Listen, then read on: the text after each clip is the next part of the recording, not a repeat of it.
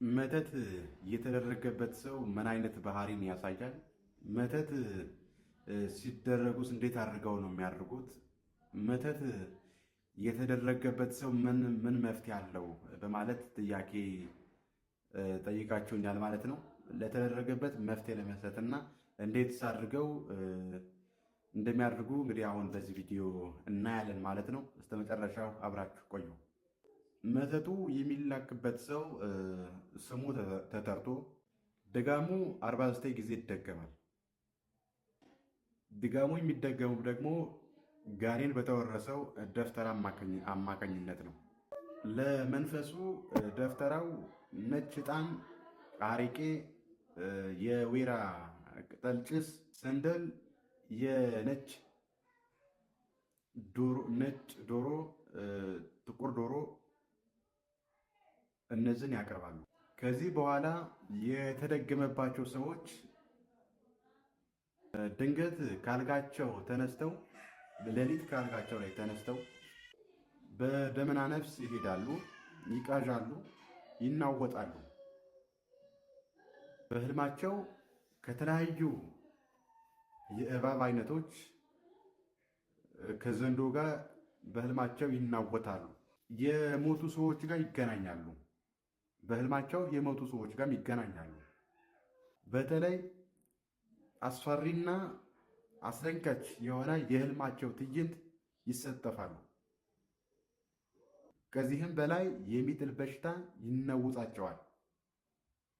በፍርሃትና በጭንቀት ይናውጣሉ። በጽኑ ራስ ህመም ይማታሉ። ራሳቸውን ለመጥፋት ይነሳሳሉ። ከዚያ ካልተፈወሱ ጨርቃቸውን ጥለው ይሄዳሉ።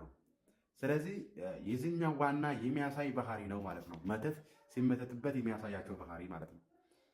በተጨማሪም አስመጣችና ሲመተትበት የሚያሳየውን ነው ያየ ነው። መፍትሄውስ ይህን ነገር እንግዲህ ወደ መፍትሄው ስንሄድ ደግሞ መፍትሄው መንፈሳዊ በሆነ መንገድ ያው ጥረት ማድረግ ነው። ጸሎት አለመቋረጥ ነው። እግዚአብሔር ጋር መገናኘት ነው። በመንፈሳዊ ዙሪያ ደካማ አለመሆን ነው። ደካማ ካልሆናችሁ ምንም አይነት ነገር አያገኛችሁም ጭምር። ደግሞ ለዚህ የሚረዱ 3 ዋና ዋና የመዝሙር ክፍሎች አሉ።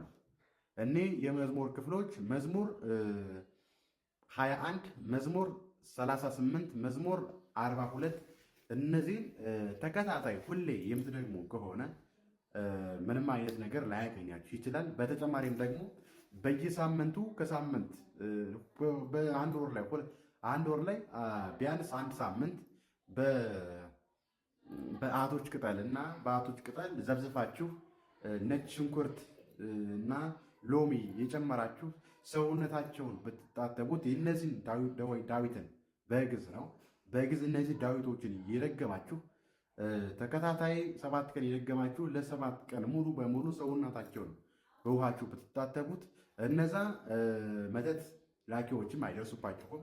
ያ ነገርም እንዳይመጣ ይጋርዳችኋል ማለት ነው።